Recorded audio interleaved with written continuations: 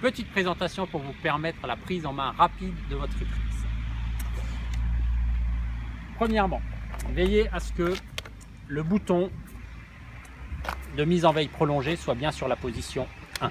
Le bouton de mise en veille prolongée est à utiliser lorsque vous n'utilisez pas l'Itrix pendant plusieurs jours. Vous le basculez sur 0, ça évite une consommation inutile de la batterie.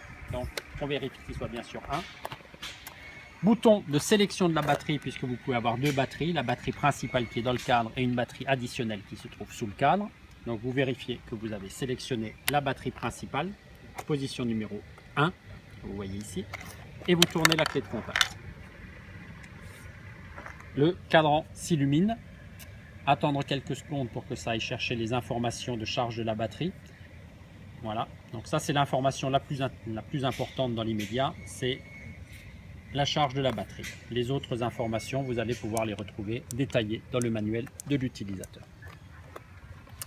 À partir du moment où vous êtes sous tension, vous avez ici un dernier bouton de sécurité qui, lorsqu'il est enfoncé, évite que le véhicule avance quand vous tournez la poignée d'accélérateur.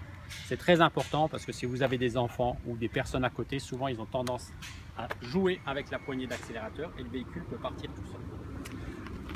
Ensuite, vous montez sur le véhicule, le frein avant à droite, le frein arrière à gauche. Vous déverrouillez la position de sécurité et là, hop, vous êtes prêt à partir.